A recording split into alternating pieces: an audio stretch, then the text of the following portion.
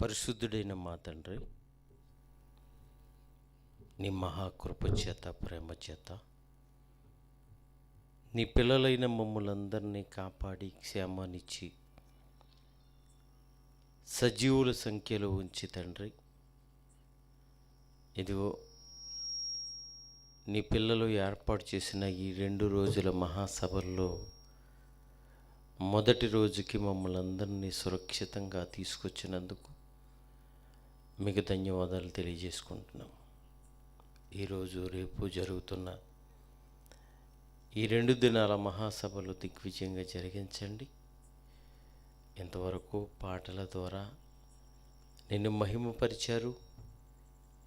ఇప్పుడు మీరు మాకు రాసిచ్చిన వేద గ్రంథమైన బైబిల్లోంచి మా జీవితాలకు కావలసిన వర్తమానాన్ని నీ పిల్లలకు అందించమని కోరుకుంటూ, కొద్ది నిమిషాలు మీరు మాతో ఉండమని మనవి చేసుకుంటూ, క్రీస్తు పేర ఈ ప్రార్థన అడిగి వేడుకుంటున్నాం మా ప్రియ పరలోకపు తండ్రి, ఆమేన్. చేరువచ్చిన దేవుని పిల్లలైన మీ అందరికీ ప్రభు పేరట వందనాలు తెలియజేసుకుంటున్నాను. వేదికను అలంకరించిన దైవజనులందరికీ నా ప్రత్యేకమైన వందనాలు. మరి ఈరోజు ఈ 2 రోజుల మహాసభలు మరి ఈ ప్రాంతంలో ఉప్పరపాలెం ఈ ప్రాంతంలో ఏర్పాటు చేయటం సంతోషమైన విషయం. సేవలేపురం క్రైస్ట్ చర్చ్ ఆధ్వర్యంలో ఈ 2 రోజుల సభలో ఏర్పాటు చేయటం సంతోషమైన విషయం. ప్రియులారా, దేవునికి లెక్క చెప్పవలసిన మనుషులు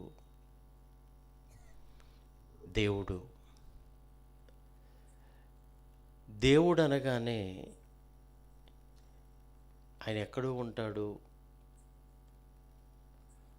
ఆయనని మనము భక్తులుగా మన కోరికలు ఆయన దగ్గర చెప్పుకోవాలి.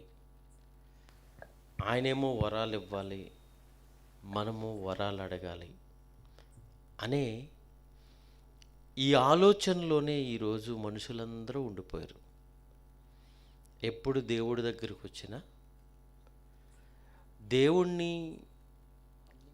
అడగాలని అనుకుంటున్నారే తప్ప, నన్ను ఆశీర్వదించు, నాకు డబ్బు కావాలి, నాకు ఆరోగ్యం కావాలి, నాకు బంగారం కావాలి, నాకు భూములు కావాలి, ఇవన్నీ దేవుణ్ణి ఎప్పుడు అడగాలని అనుకుంటున్నారే తప్ప, దేవుడు కూడా మనల్ని అడుగుతాడు, దేవునికి మనము లెక్క చెప్పవలసిన వారముగా ఉన్నామనే సంగతి ఈరోజు చాలామందికి తెలియదని మరి ఈ సభలో ఈ టైటిల్ ఏర్పాటు చేయటం జరిగింది. ప్రియులారా, ఈరోజు మనం బ్రతుకుతున్నామంటే దేవుని వలన మనం బ్రతుకుతున్నాం. మనుషుల వలనో, ప్రభుత్వాల వలనో, నాయకుల వలనో, లేకపోతే ఎవరి వలనో మనం బ్రతకట్లేదు. కానీ దేవుని వలన మనము బ్రతుకుతున్నాం. అదే అపోస్తుడైన పౌలు మరి ఏథెన్సు పట్టణస్థులకు ఆయన సువార్త చెప్తూ ఒక మంచి మాటను గుర్తు చేశాడు. ఈ సందర్భంలో ఆ మాట చదువుదాం. అపోస్తుల కార్యాలు 17 అధ్యాయము 28 వచనాన్ని మనం చదవగలిగితే, అపోస్తుల కార్యాలు 17 అధ్యాయము 28 వచనం, మనము ఆయన యందు బ్రతుకుచున్నాము, మనము దేవుని వలన బ్రతుకుచున్నాము, చలించుచున్నాము, ఉనికి కలిగి ఉన్న నీరు ఆయనది, మనం తినే ఆహారం ఆయనిచ్చిందే. ఇదిగో ఈరోజు అనుభవిస్తున్న ఈ ప్రకృతి అంతా ఆయన మనకు అనుగ్రహించిందే. ఆయన వలన మనం బ్రతుకుతున్నాం. ఆయన వలన ఉనికి కలిగి ఉన్నాం. ఆయన వలన మనము జీవము కలిగి ఉన్నాం. గనుక ఆయన గూర్చి మనము ఎంత ఆలోచన చేస్తున్నాం చెప్పండి? ఎంత తెలుసు దేవుని గురించి? లోకం గురించి బాగా తెలుసు, అన్నిటి గురించి తెలుసు. ఈరోజు మన ఆంధ్రప్రదేశ్లో ఎక్కడ ఇద్దరు ముగ్గురున్నా అక్కడ మాట్లాడుకునే విషయం ఏంటో తెలుసండి? రాజకీయం. ఎలక్షన్ దగ్గరికి వచ్చింది కదండి. నన్ను చాలామంది ఈరోజు ఉదయాన్నే ఒంగోలులో ఉన్నాను నేను. ఒంగోలులో చాలామంది అడిగారు, అన్నయ్య మీ ఏరియా ఎలా ఉంది? ఏ పార్టీ బాగుంది అక్కడ? వైసీపీయా, తెలుగుదేశం, జనసేన, కాంగ్రెసా? ఏ పార్టీకి ప్రజలు మొగ్గు చూపుతున్నారు? ఏ నాయకుడైతే బాగుంటుంది? ఇది మాట్లాడుకుంటున్నారు. ఏమండి, లోకంలో బట్టల గురించి మాట్లాడుకునేవాళ్ళు, వస్తువుల గురించి మాట్లాడుకునేవాళ్ళు, చదువు గురించి మాట్లాడుకునేవారు, పంటల గురించి మాట్లాడుకునేవారు, తిండి గురించి మాట్లాడుకునేవారు, ఏవేవో అన్నిటి గురించి అనర్గళంగా మాట్లాడేస్తుంటారు. అన్నిటి గురించి, అన్నిటిపై అవగాహన ఉంది. నీకు జీవాన్నిచ్చి ఊపిరినిచ్చి సమస్తాన్నిచ్చిన దేవుని గురించి ఏమైనా తెలుసా చెప్పండి?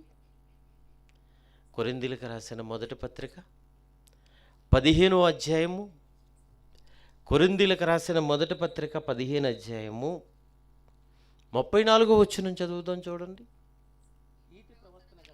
కొరింథీయులకు రాసిన మొదటి పత్రిక 15వ అధ్యాయము 34వ వచనం. నీతి ప్రవర్తన గలవారై మేల్కొని పాపం చేయకండి, దేవుని గూర్చిన జ్ఞానము కొందరికి లేదు. ఏమంటున్నాడు ఇక్కడ? దేవుని గూర్చిన జ్ఞానము లేదట. అంతా ఉంది, అన్నిటి గూర్చిన జ్ఞానం మనిషికి చక్కగా ఉంది. దేవుడి గురించి చెప్పమంటే, దేవుడి గురించి అడిగితే ఏమీ చెప్పలేరు, ఏమీ చెప్పలేరండి. చిన్న బిడ్డను చూడండి, ఆ చిన్న వయసులో వాళ్ళ అమ్మ ఎవరో తెలుసు, వాళ్ళ నాన్న ఎవరో తెలుసు, వాళ్ళ నానమ్మ ఎవరో తెలుసు, వాళ్ళ అమ్మమ్మ ఎవరో తెలుసు, వాళ్ళ తాతయ్యలు ఎవరో తెలుసు, మామయ్యలు ఎవరో తెలుసు, చెప్పేస్తుంటాడు చిన్న బిడ్డకు. పసికందుకు 6 నెలలు దాటి చాలు వాళ్ళని గుర్తుపట్టేస్తుంటాడండి. 6 నెలల బిడ్డను తల్లి దగ్గరకు, తల్లిని చూడగానే తల్లి ఒడిలోకి వెళ్ళిపోతుంటాడు, తండ్రిని చూడగానే తండ్రి దగ్గరికి చేతులు చాచేస్తుంటాడు. పరాయోళ్ళు ఎవరైనా వెళ్ళి ఆ బిడ్డను ఎత్తుకోవాలంటే వాళ్ళ దగ్గరికి రావడం, ఏడ్చేస్తుంటాడు. అంటే 6 నెలలకే తల్లిదండ్రులను గుర్తుపట్టిన బిడ్డ ఈరోజు 60 సంవత్సరాలు వచ్చినా దేవుణ్ణి గుర్తుపట్టలేని మనుషులు, దేవుడి గురించి తెలియని వారు. 60 సంవత్సరాలు వచ్చినా దేవుడి గురించి ఏమీ తెలియదు. అడగండి ఎవరినైనా. రాజకీయ గురించి మాట్లాడమంటే అనర్గళంగా మాట్లాడేస్తున్నారు. ఏమండి, వ్యాపారం గురించి మాట్లాడమంటే చక్కగా మాట్లాడేస్తున్నారు. మన ఊరు విషయాలు అడగండి, ఊరిలో విషయాలు చెప్పమంటే చక్కగా చెప్తారండి. దేవుడి గురించి అడగండి, మాకేం తెలుసు బాబు అంటే ఏమీ తెలీదు, ఏమీ తెలీదు.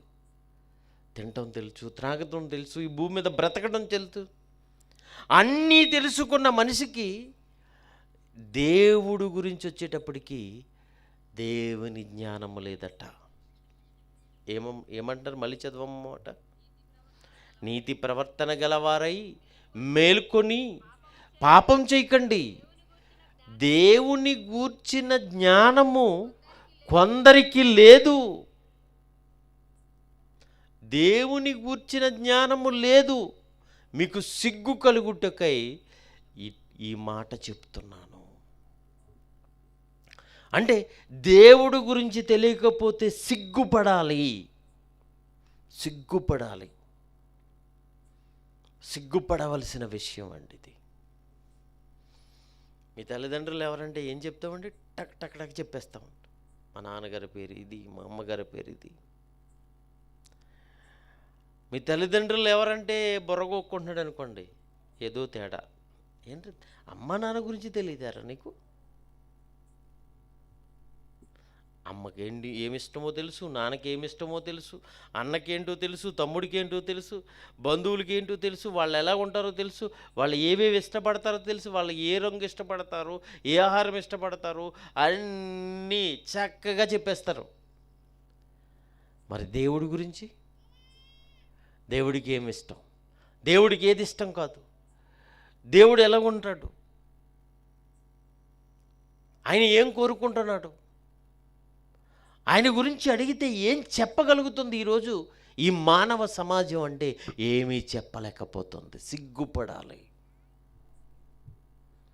సిగ్గుపడాలండి. ఎందుకు? ఆయన జీవాన్ని ఇస్తున్నాడు, ఊపిరిని ఇస్తున్నాడు, సమస్తాన్ని ఇస్తున్నాడు. ఈరోజు మనం అనుభవిస్తున్నది ఇదంతా ఆయనదే కదండి.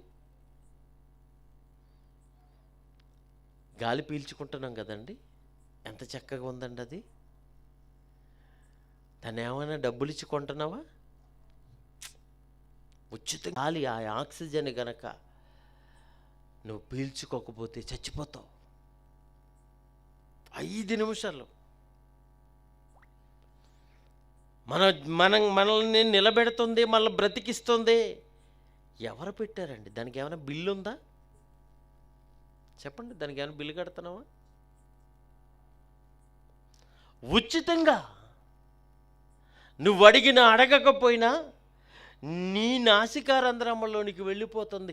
నిరంతరము శ్వాస తీసుకుంటున్నాం మనం. అది 5 నిమిషాలు గనక లేకపోతే డెడ్ బాడీలు అయిపోతాం మనం. ఈ శరీరం బ్రతకదు.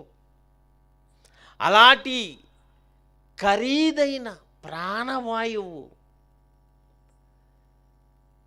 మనకు ఉచితంగా ఇచ్చాడు. నువ్వు నిద్రపోతున్నా నీ నాసికంలో, అంటే నీ ముక్కులో నుంచి ఆ గాలి వెళ్ళాలి. 24 గంటలు దాన్ని మనం పీల్చుకుంటున్నాం. 24 గంటలు చాలా కష్టం కదండి. ఆ మధ్యన కోవిడ్ వచ్చినప్పుడు అండి, ఆ వ్యాధి వచ్చిన వాళ్ళకి ఈ బయట ఉన్న ఆక్సిజన్ డైరెక్ట్గా పీల్చుకోలేని పరిస్థితి. వాళ్ళకి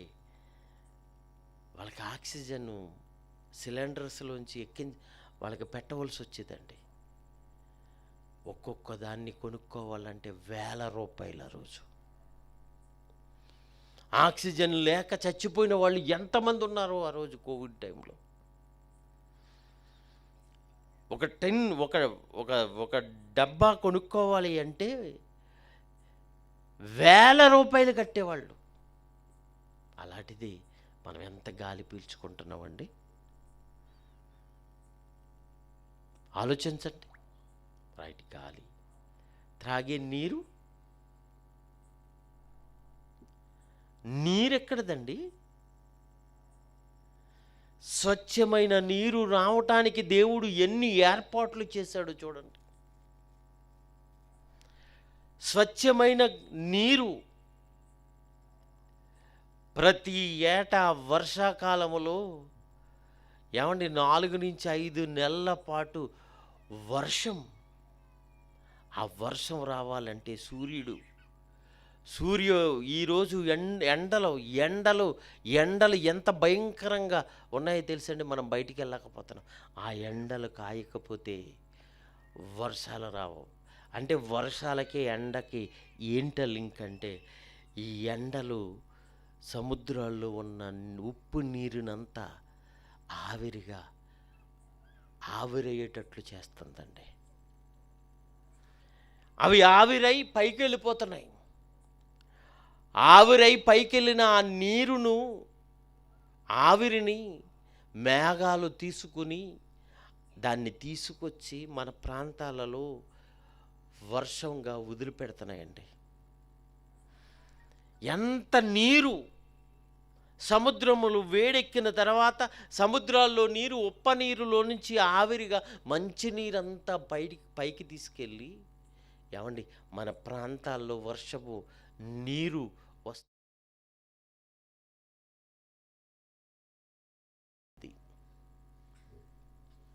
మన పొలాలకి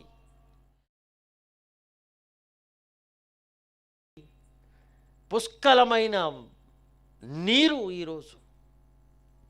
ఆ నీరు ఇచ్చినది దేవుడేనండి. గాలి ఆయనదే, నీరు ఆయనదే. ఇక తినే ఆహారం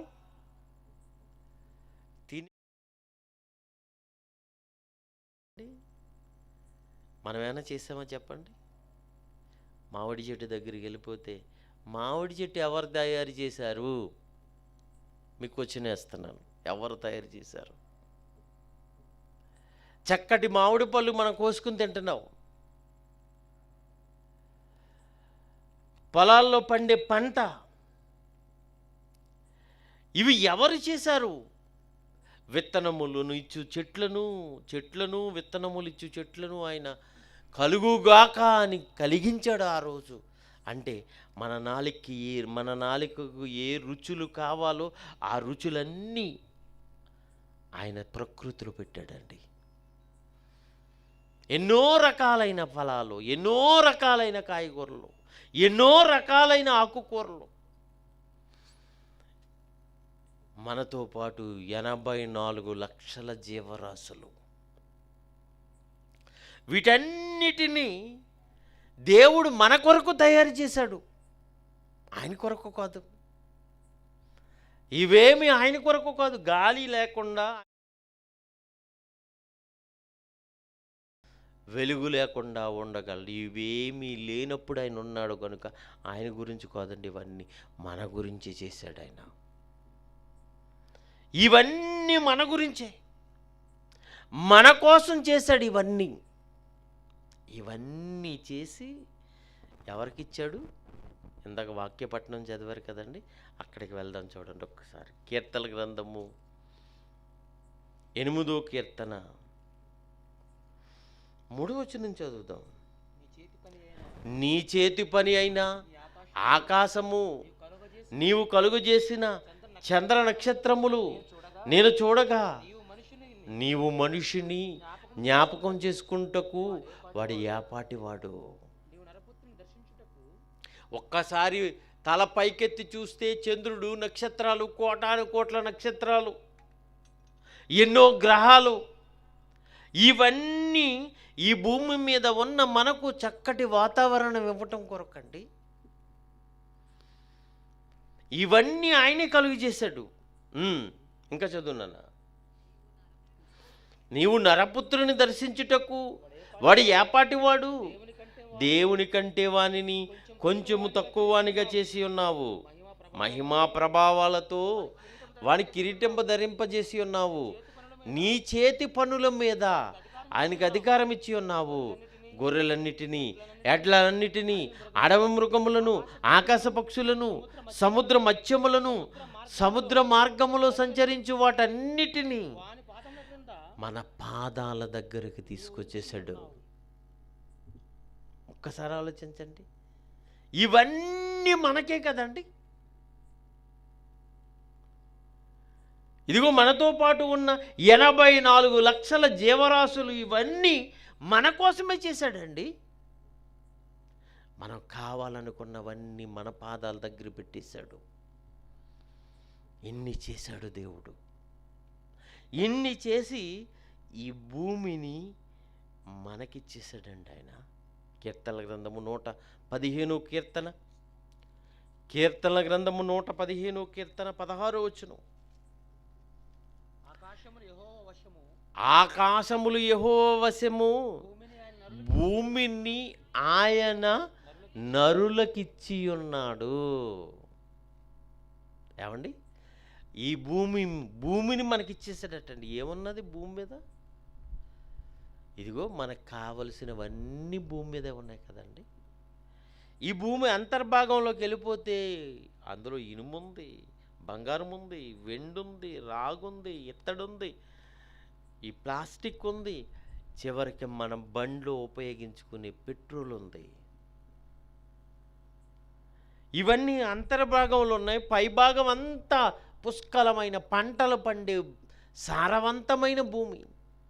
నదులతో, ఎడారులతో, అడవులతో, సెలయేరులతో ఆహ్లాదకరమైన ఈ భూమిని అంతా దేవుడు సిద్ధపరిచి నరులకు ఇచ్చేసాడటండి.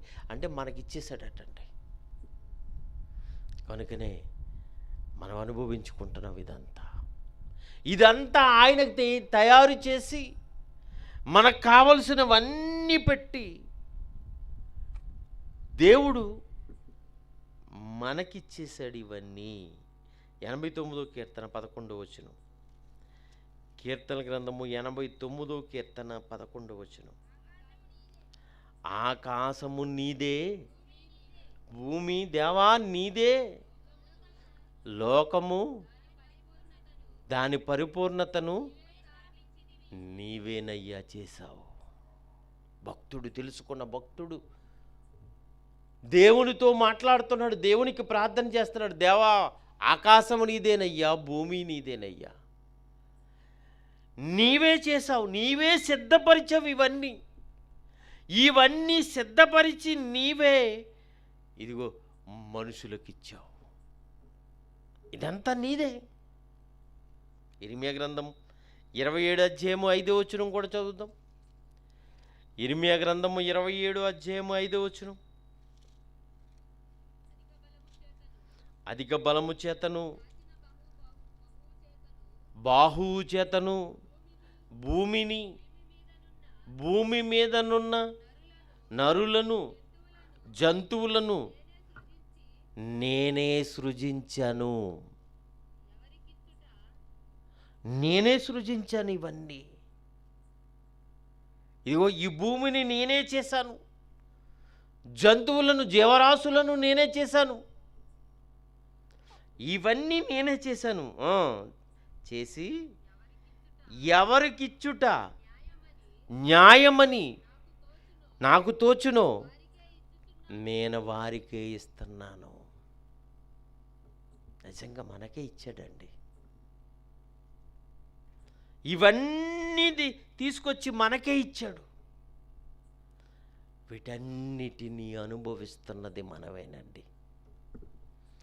మనకున్న బ్రతుకు మిగతా జీవరాశులకి లేదండి. మనకున్న బ్రతుకు జీవరాశులకు ఉందా చెప్పండి? ఏమండి, మనం ఈ పల్లెల్లో ఎక్కువగా పశువులను మేపుతుంటారు కదండి. పాడి పశువులను మేపుతుంటారు, గేదెలను మేపుతుంటారు. ఉన్నాయి కదండి గేదెలు ఈ ఏరియాలో ఉన్న వాళ్ళకి ఉన్నాయి.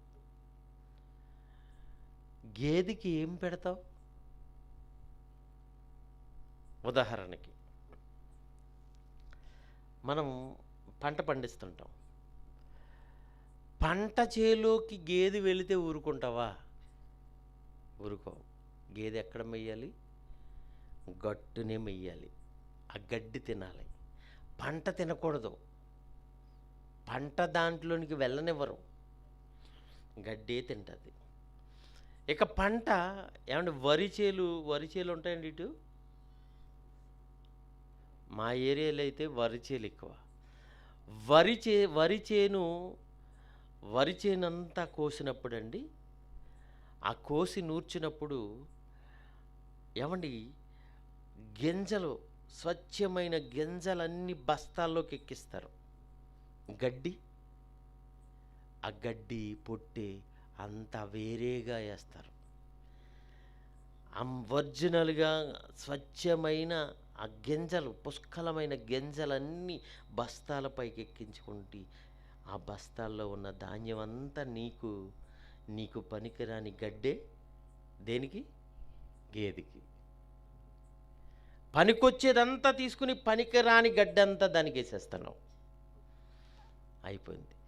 ఇక ఆ ధాన్యాన్ని ఇంటికి తీసుకొచ్చి మిల్లుకి తీసుకెళ్తారండి. మిల్లులో ధాన్యం ఆడిస్తారు. ధాన్యం ఆడించిన తర్వాత తెల్లగా వచ్చిన రైస్ అంతా మూటలో కడతారు. ఏమండి, ఆ చిట్టు తౌడంతా వేరే మూట కడతారు. ఈ రెండూ తెస్తారు. ఈ తెల్లగా వచ్చిన ధాన్యం అంతా ఇంట్లోకి తీసుకెళ్తారు. ఈ చిట్టు తౌడు పక్కన పెడతారు, ఇంటి పక్కన. తెల్లటి ధాన్యం నీకు, ఆ పొట్టు, ఆ చిట్టు, ఆ తౌడంతా దేనికి? గేదెకి. నీకు పనికిరాదు కదా, నువ్వు తినలేవు కదా, నీకు పనికిరాంది గేదెకి పెట్టేస్తున్నావు. రైట్. ఇక బియ్యాన్ని కడుగుతారండి. కడుగుడు దాంట్లో వేస్తారు. ఏమండి, ఆ బియ్యాన్ని వండుతారు. వండిన తర్వాత గంజి తీస్తారు. ఆ గంజి కూడా దాంట్లో వేసేస్తారు. ఏమండి, అన్నం, తెల్లటి అన్నం ప్లేట్లో, అది నీకు వెళ్తుంది. ఈ గంజి కుడితంతా దానికి వెళ్ళిపోద్ది. చూడండి, పంట చేరు మొదలుకొని నీ గిన్నెలో, నీ కంచంలోనికి వచ్చేంత వరకు పనికొచ్చేదంతా నీకు, నీ పనికిరానిదంతా దానికి. ఏదైనా ఎప్పుడైనా బియ్యం పెట్టావా దానికి? అన్నం పెట్టావా దానికి? లేదు. పంట మొదలుకొని ఇప్పటి వరకు పనికొచ్చేదంతా మనకి, పనికిరానిదంతా దానికి పెట్టి, ఉదయం వెళ్ళేటప్పటికి పెద్ద తపేలా పట్టుకుని వెళ్తావు దాని దగ్గరికి. దేనికి? పాలకి. అది ఏమి ఇవ్వాలి? పనికొచ్చే పాలు ఇవ్వాలా, పనికిరాని పాలు ఇవ్వాలా చెప్పు? నీకు పనికిరానిదంతా పెట్టావు నువ్వు. పెద్ద ఒత్తదిలాగా తపేలా పట్టుకుని వెళ్ళిపోయావు పాలు తీయటానికి. చక్కటి నీకు పనికొచ్చే పాలు ఇవ్వాలండి. అది ఏంటండి దాని బ్రతుకు? పనికిరానిదంతా నాకే పెడుతున్నావు, పనికొచ్చే పాలు ఇవ్వాలా అని ఏ గేదెని అడిగిందా?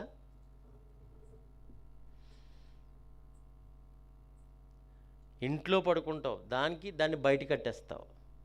నీకు చిన్న దోమ కుడితే దోమ తరేసేసుకుంటావు దానికి.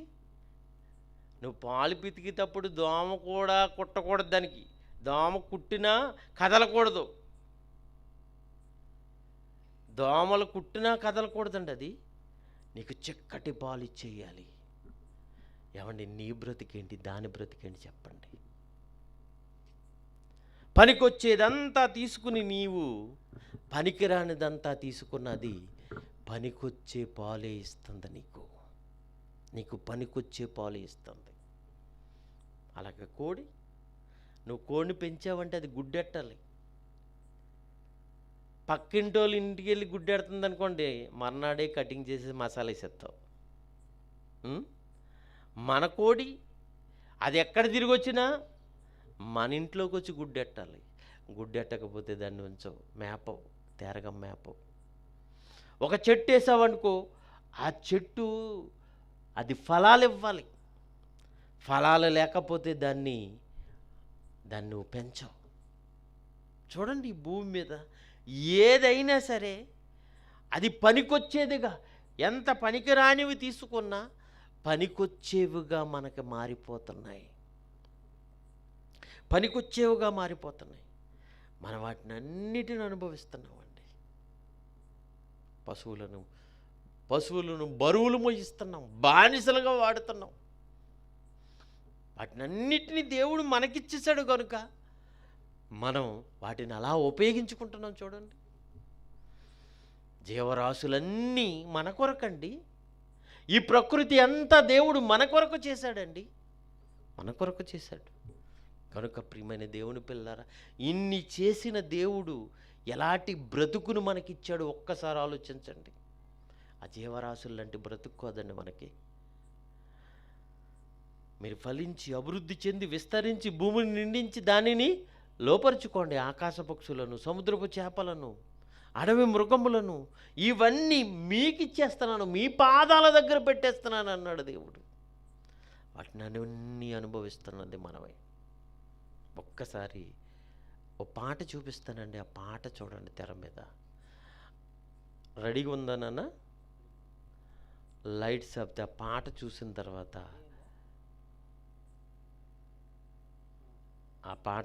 తర్వాత మిగతా వాక్యాన్ని మీకు చెప్తాను. లైట్స్ ఆపండి, ఆ పాట చూడండి ఒక్కసారి.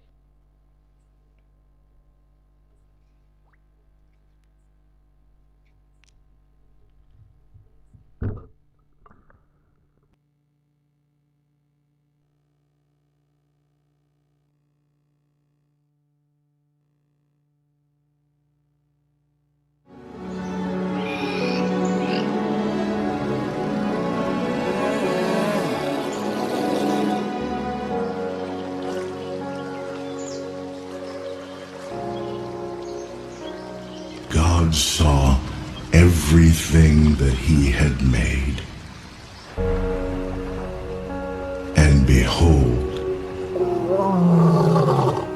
it was very good.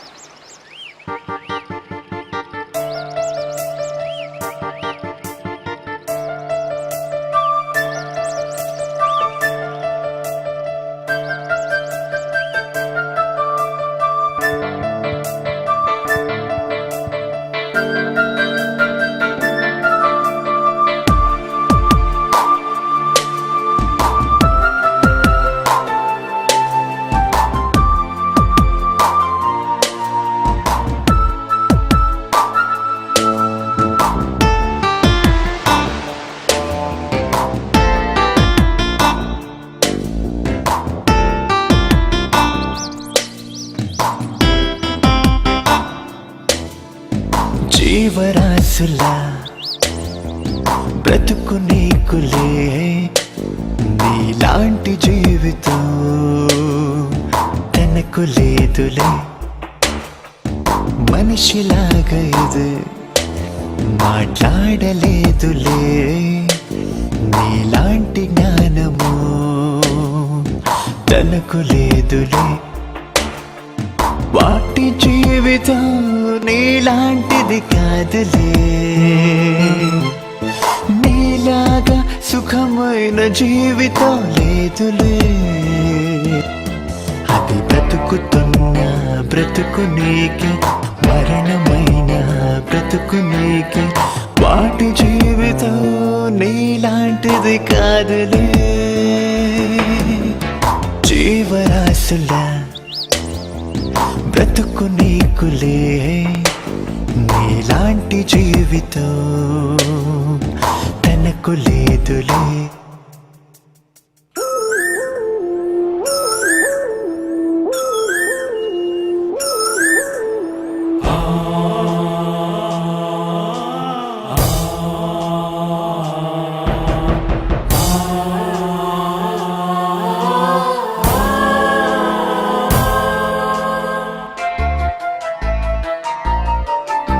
గొంతున్న నీలాగా మాట్లాడలేదులే, రోగమైన బాధ అయిన నీలాగా తెలుపదే. గొంతున్న నీలాగా మాట్లాడలేదులే, రోగమైన బాధ అయిన నీలాగా చెప్పదే. నీలాంటి జీవితాన్ని దేవుడు తనకివ్వలేదుగా, నీలాంటి బ్రతుకు లేదని జీవి చనిపోదుగా.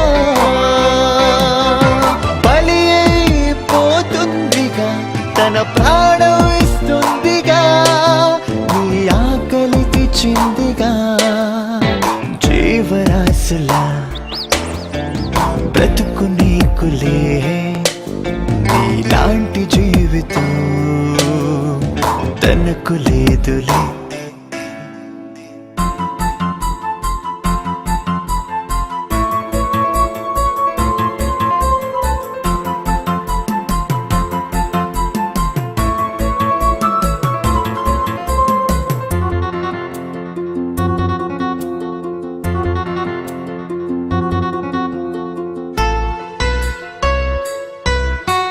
ప్రతి జీవిని చేసావుగా నీవు బానిసగా, నీ బరువు మోస్తూ సేవ చేస్తూ సుఖమునిస్తుందిగా.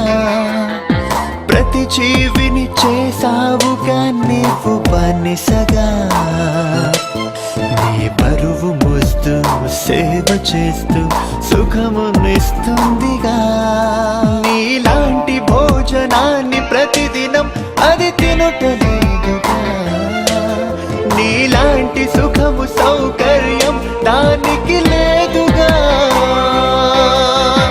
ఇప్పుడైనా యోచించవా, దేవుని నువ్వు గుర్తించవా, తన గూర్చేను చెప్పవా. జీవరాశులా బతుకు నీకులే, నీలాంటి జీవితం తనకు లేదులే.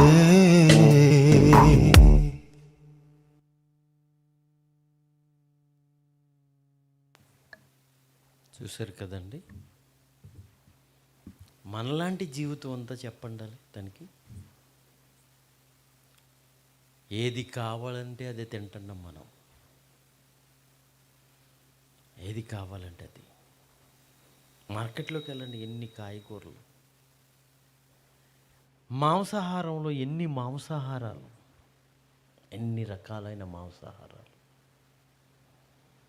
చేపల్లోకి వెళ్ళండి, ఎన్ని రకాలైన చేపలండి. పిత్తపరిగు మొదలుకొని తిమింగలం వరకు ఎన్ని ఉన్నాయి, ఎన్ని రకాలు. పళ్ళలో ఎన్ని రకాలు, కాయగూరల్లో ఎన్ని రకాలు. ఇవన్నీ మనకే కదండి. ఇవన్నీ మనమే తింటున్నాం, మనం అనుభవిస్తున్నాం. జీవరాశులన్నీ బ్రతికేది మన కొరకు. చిన్న చిన్న చిన్న చిన్న పురుగులు ఉన్నాయి, ఆ పురుగులను తింటూ కోళ్ళు కానీ ఆ పిట్టలు కానీ అవి తింటూ బ్రతుకుతాయండి. ఆ చిన్న జీవులు ఆ పిట్టల కొరకు ఆ కోళ్ళ కొరకు బలైపోతున్నాయండి.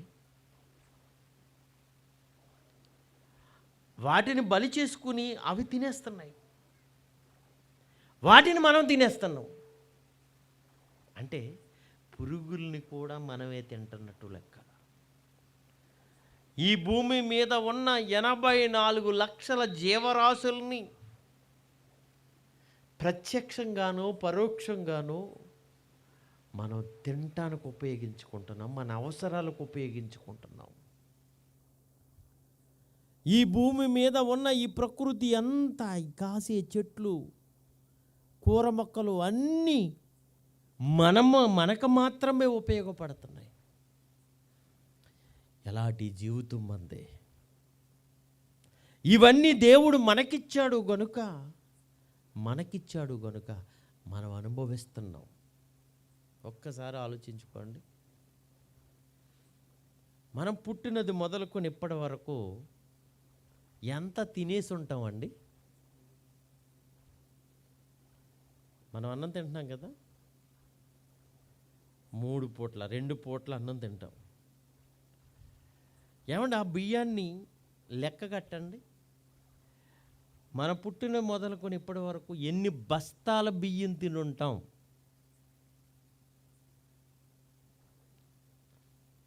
ఎన్ని బస్తాల బియ్యం వేసేసి ఉంటాం మనం.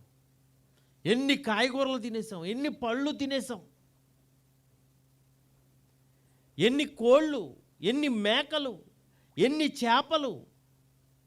ఎంత ఉందండి మన పొట్ట? జాండు. దీంట్లోకి వేయటమే. ఉదయం వేస్తే సాయంత్రానికి ఖాళీ, సాయంత్రం వేస్తే మళ్ళీ ఉదయానికి ఖాళీ. ఏమైపోతుంది ఇదంతా? ఒకవేళ జానడ పొట్ట ఉన్నది, ఈ జానడ పొట్ట నిండట్లేదండి. ఎంత పెద్ద చెరువైనా పూడ్చేయచ్చు, ఈ జానడ పొట్ట పూడ్చడం కష్టం అండి. ఇదంతా మనం అనుభవిస్తున్నాం. ఒక్కసారి లెక్క పెట్టుకో. నువ్వు తినే గింజలు లెక్క పెట్టుకో. కంచంలో వేసుకుంటావా ఎన్ని గింజలు లెక్క ఉందా నీకు? నీ నోట్లోకి ఎన్ని వెళ్తున్నాయి, కిందకి ఎన్ని వెళ్ళిపోతున్నాయి, ఎంత పడేస్తున్నావు, ఎంత వేస్టేజ్ చేస్తున్నావు లెక్క ఉందా?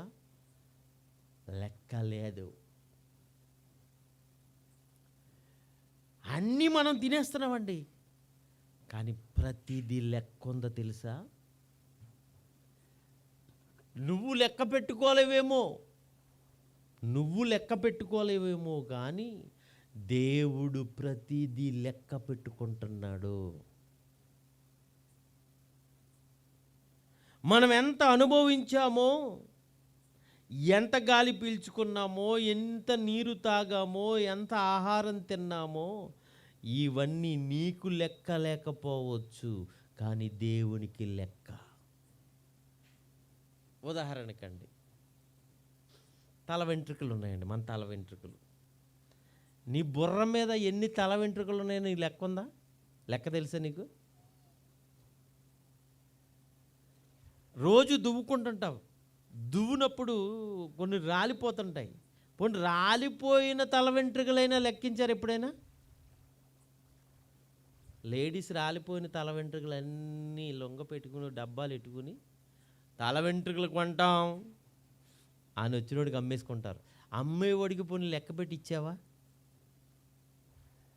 ఎన్ని తల వెంట్రుకలు రాలుతున్నాయో నీకు తెలుసా? ఎందుకంటే మనం లెక్క లేదు. ఇన్ని అంటావు, ఇన్ని పట్టుకుని 2000 మధ్యన ఇన్ని పెట్టుకుని లెక్క లేనని ఇన్ని కూడా లెక్క పెట్టలేవు నువ్వు. నీ వెంట్రుకలు ఇన్ని కూడా లెక్క పెట్టలేవు నువ్వు లెక్క పెట్టలేవు, కానీ దేవుడు లెక్క పెట్టగలడా? బైబిల్ చూద్దాం, చూడండి. మత్తయి సువార్త 10వ అధ్యాయము, మత్తయి సువార్త 10వ అధ్యాయము 30వ వచనం. మీ తల వెంట్రుకలని, మీ బుర్ర మీద ఉన్న తల వెంట్రుకలు, మీ తల వెంట్రుకలన్నీ లెక్కింపబడి ఉన్నవి. అంటే మన తల వెంట్రుకలు ఎన్నో లెక్కించేశాడు అంటే మనం చీఫ్ అయిన దాన్ని ఏమన్నా ఎంట్రుకతో సమానవరా అంటాం. అంటే నీకు అతి చవకది,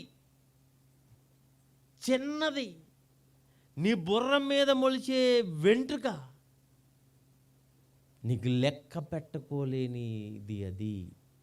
అది కూడా దేవుడు లెక్కిస్తున్నాడు. అంటే నువ్వు తినే గింజలు లెక్కించడం అనుకుంటున్నారా? నువ్వు తాగే నీళ్లు లెక్కించడం అనుకున్నారా? నువ్వు అనుభవిస్తున్న ఇవన్నీ లెక్కించట్లేదు అనుకుంటున్నారా? అన్నీ లెక్క ఆయనకున్నదే. తల వెంట్రుకల గురించి చూడండి ఎంత బాగా అన్నాడు. మీ తల వెంట్రుకలన్నీ లెక్కింపబడి ఉన్నవి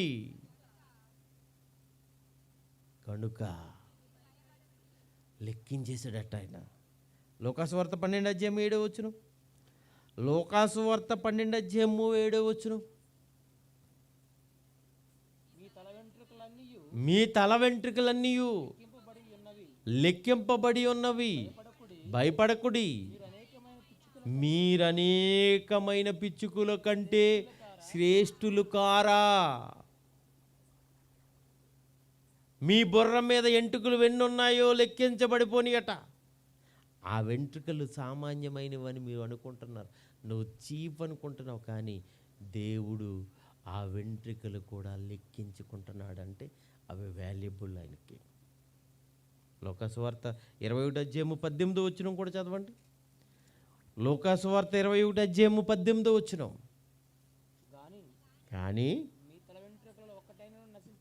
మీ తల వెంట్రుకల్లో ఒక్కటైనా అది పనికి రాకుండా పోదు, పనికొచ్చేదే. పనికి రాందనుకుంటున్నావు నువ్వు బొచ్చు.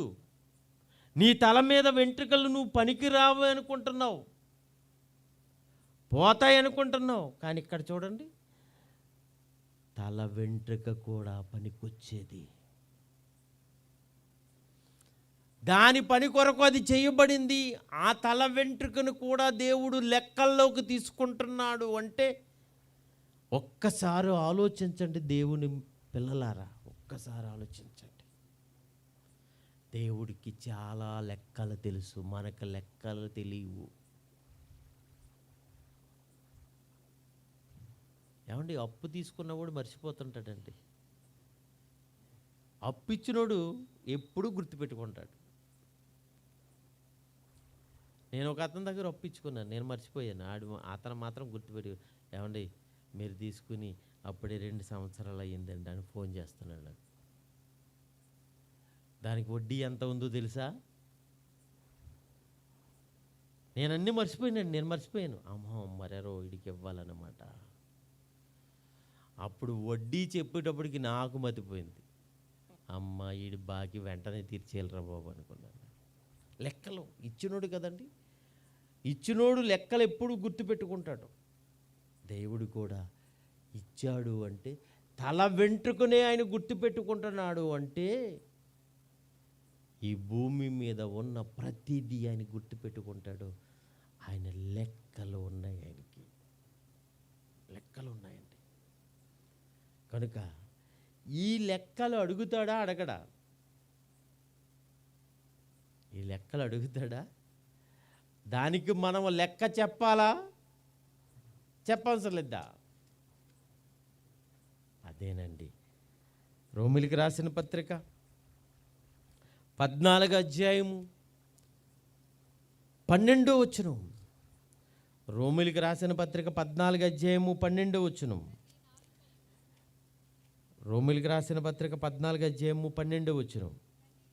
ప్రతి నాలుకయు దేవుని స్తుతించును అని ప్రభు చెప్తున్నాడు అని వ్రాయబడి ఉన్నది గనుక మనలో ప్రతి వాడు తన్ను గూర్చి దేవునికి లెక్క, సరిగ్గా చదవండి, తన్ను గూర్చి దేవునికి లెక్క అప్పగించవలెను. తన్ను గూర్చి దేవునికి లెక్క అప్పగించవలెను. ఎన్ని బస్తాల బియ్యం తిన్నావో లెక్క చెప్పాలి. ఎన్ని జీవరాశులను తిన్నావో లెక్క చెప్పాలి. ఎన్ని పళ్ళు తిన్నావో లెక్క చెప్పాలి. ఎన్ని కాయగూరలు తిన్నావో లెక్క చెప్పాలి. ఎంత గాలి అనుభవించావో లెక్క చెప్పాలి. ఎంత నీరు తాగావో లెక్క చెప్పాలి. లెక్క చెప్పవలసింది మనిషి. దేవుడు అడుగుతాడు లెక్కలు. లెక్క ఆయన అడుగుతాడు, చెప్పవలసింది మనిషి. లెక్క అప్పగించవలసింది మనిషి. ఇన్ని తింటున్నామే, ఇన్ని తాగుతున్నామే, ఇన్ని అనుభవిస్తున్నామే, ఎంతగా చేసినప్పుడు ఏం చేశావు నా కొరకని దేవుడు అడిగితే తిన్ని ఇది చేశానయ్యా అని నువ్వు చెప్పగలగాలి. నిన్ను లెక్క అడిగే రోజు ఒక రోజు ఉందో తెలుసా? ప్రతి మనిషిని దేవుడు లెక్క అడుగుతాడు. ప్రతి మనిషి లెక్క చెప్పుకోవలసిన రోజుంది. ఆ రోజున దేవుని న్యాయపీఠం ఎదుట నిలబడి నిన్ను దేవుడు లెక్క అడిగినప్పుడు, నీ కోసం గాలి ఇచ్చాను, నీ కొరకు జీవాన్ని ఇచ్చాను, నీ కొరకు ఈ ప్రకృతిని అంతా ఇచ్చాను, నీ కొరకు ఇన్ని జీవరాశులు నేను కలిగించి నీ కొరకు బలి చేశాను అని ఇవన్నీ అడిగినప్పుడు దానికి లెక్క దేవుడు అడిగినప్పుడు నువ్వేం చెప్తావు? నువ్వేమి సమాధానం ఆయనకి చెప్పగలవు? ఒక్కసారి ఆలోచించు. ప్రతి మనిషిని ఆయన అడగబోతున్నాడు. మనం అనుభవిస్తున్నది ఇదంతా మంద కాదండి, దేవునిదండి. దేవుంది మనం అనుభవించినప్పుడు ఆ దేవుడు నిన్ను ఇంతకాలము పెంచి పోషించిన తర్వాత చివరి రోజున నువ్వు వెళ్ళిపోయే రోజున దేవుడు నిన్ను అడిగినప్పుడు, నువ్వు పుట్టిన మొదలుకొని చనిపోయినంత వరకు నీ పోషణకు ఎంత విందో ఆయన దగ్గర లెక్క ఉంది. దానికి సమాధానం చెప్పే లెక్క నీ దగ్గర ఉందా? ఒక్కసారి ఆలోచించు. దానికి సమాధానము చెప్పవలసిన లెక్క మన దగ్గర ఉండాలి. ఆలోచించు. ఎలా చెప్పాలో, ఏం చెప్పాలో, ఏ లెక్కలు ఆయన అడుగుతాడో, ఆయన ఏం చెయ్యమన్నాడో రేపు మీతో మాట్లాడతాను. ఇక్కడతో ఇప్పటికే కాలాతీతమైంది కనుక మిమ్మల్ని వదిలిపెట్టాలనుకుంటున్నాను. మిగతా భాగాన్ని రేపు మీ ముందు ఉంచుతాను. కళ్ళు మూసుకోండి, ప్రార్థన చేస్తాను. పరిశుద్ధుడైన మా తండ్రి, ఇదిగో నీ పిల్లలకు నిన్ను గూర్చిన మాటలు చెప్పాను. నువ్వు లెక్క అడగబోతున్నావు అనే సంగతి నీ పిల్లల మధ్యలో పెట్టాను.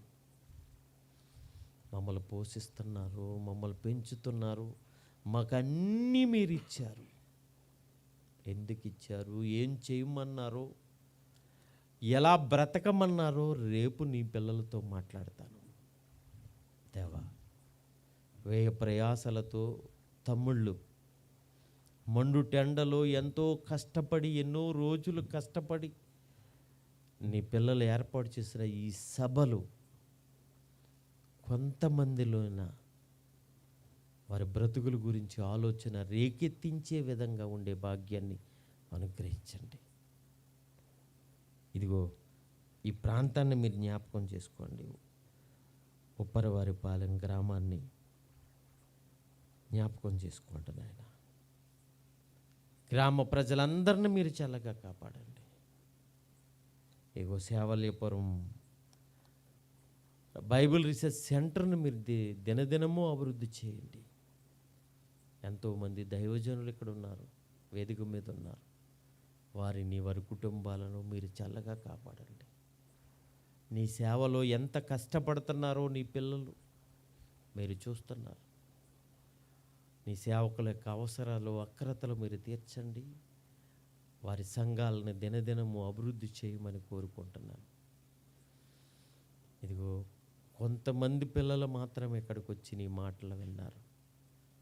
రేపటి దినం వీరితో పాటు ఇంకా అనేక మంది ఈ మహాసభలకు హాజరై ఎన్నో విలువైన నీ మహాజ్ఞానాన్ని వారు నేర్చుకునే భాగ్యాన్ని అనుగ్రహించండి. ఈ రాత్రిలో తిరిగి వెళుతున్నారు, క్షేమకరమైన ప్రయాణాలు అనుగ్రహించండి. ఈ సభల కొరకు ప్రత్యక్షంగాను పరోక్షంగాను కష్టపడిన, కష్టార్జితాలు ఇచ్చిన నీ పిల్లలందరినీ మీరు దీవించి ఆశీర్వదించండి. రేపు పెందలకాడే మేము చేరుకుని మరెక్కువ విశేషమైన నీ జ్ఞాన వాక్కులు పరిశీలన చేయబోతుండగా నీ పిల్లలందరినీ సకాలంలోనికి రేపటి దినాన్ని మా మధ్యకు సమకూర్చమని కోరుకుంటూ, ప్రతి బిడ్డ పైన పరసంబంధమైన ప్రతి ఆశీర్వాదాన్ని, భూసంబంధమైన ప్రతి ఈవెను నీ బిడ్డలకి ఇచ్చి కాపాడుతూ ముందుకు నడిపించమని మనసారా కోరుకుంటూ, మా ప్రభువైన యేసుక్రీస్తు వారి పేరట ఈ ప్రార్థన అడిగి వేడుకుంటున్నాం మా ప్రియ పరలోకపు తండ్రి. ఆమెను. మన తండ్రి అయిన దేవుని ప్రేమ, కుమారుడైన యేసుక్రీస్తు వారి యొక్క కృప, పరిశుద్ధాత్ముని యొక్క అన్యోన్య సహవాసము మనందరికీ సకల స్థలాల్లో ఉన్న పరిశుద్ధులకు సదాకాలము తోడయ్యుండి నడిపించునుగాక. ఆమేన్. వందనాలు అందరికీ.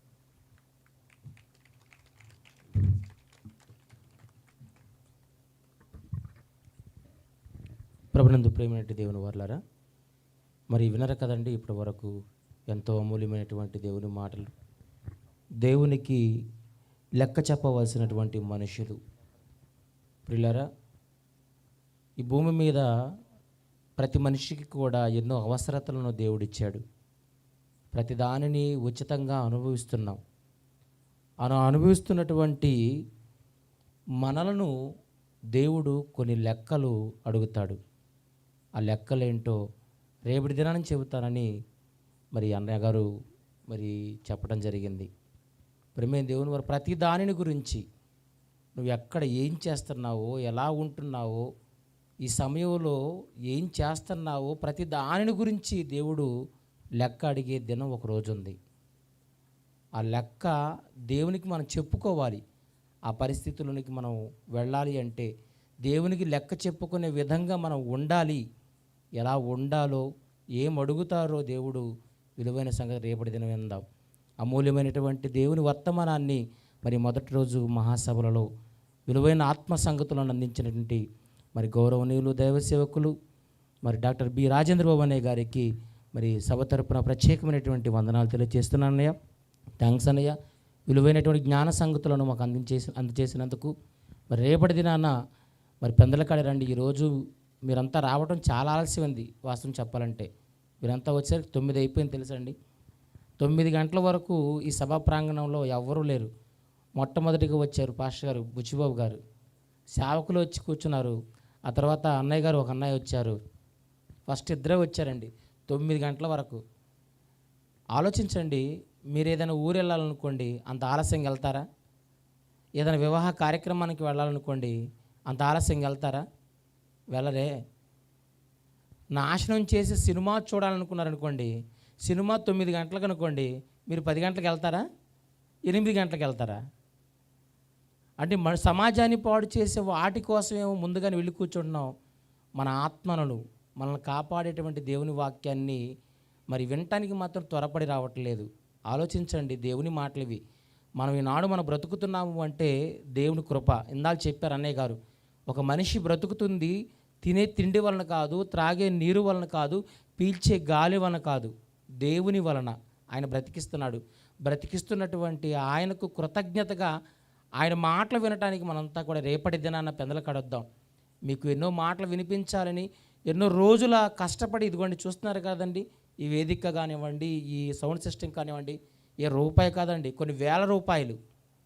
ఎందుకండి? మీకు దేవుని మాటలు వినిపించాలని. కాబట్టి దయతో మీరంతా కూడా రేపటి దినాన మరి 7 గంటలకల్లా వచ్చేస్తే, మరి ఈరోజు 11 అవుతుంది, రేపటి దినాన 10:30 గంటలకల్లా మీరు వెళ్ళిపోదురు. 10-10:30 గంటలకల్లా మరి దయచేసి త్వరగా రావాలి అని, మీరందరూ మరి కొందరిని తీసుకొని రావాలని ప్రేమపూర్వకంగా కోరుకుంటూ మరొకసారి అన్నయ్య గారికి మరి వందనాలు తెలియజేస్తున్నాను. వేదికను అలంకరించినటువంటి దైవ సేవకులకు, అదేవిధంగా చేరి వచ్చినటువంటి మీ అందరికీ కూడా మరి వందనాలు తెలియజేస్తూ, మరి ప్రభునందు ప్రియమైన దేవుని వారలారా, మరి ఇప్పటి వరకు ఆత్మీయ ఆహారాన్ని అన్నయ్య గారి ద్వారా విన్నాం. అదేవిధంగా శరీర ఆహారాన్ని సంఘం ఏర్పాటు చేసింది. శరీర ఆహారాన్ని కూడా తీసుకొని మరి చక్కగా మీ గృహాలకు వెళ్ళి మరి దేవుని గురించి ఆలోచించవలసిందిగా ప్రేమపూర్వకంగా కోరుకుంటూ, దయతో ప్రతి ఒక్కరు కూడా భోజనం చేయవలసిందిగా ఆశిస్తూ ఈ కార్యక్రమాన్ని ఇంతటితో ముగించడం జరుగుతుంది. అందరికీ సెలవు. వందనాలండి. ప్రతి ఒక్కరు కూడా భోజనం చేసి వెళ్ళండి. దయచేసి దైవ సేవకులకు మరి ఏర్పాటు చేయండి సపరేట్గా. మరి సంఘంలో ఉన్న యూత్ వారు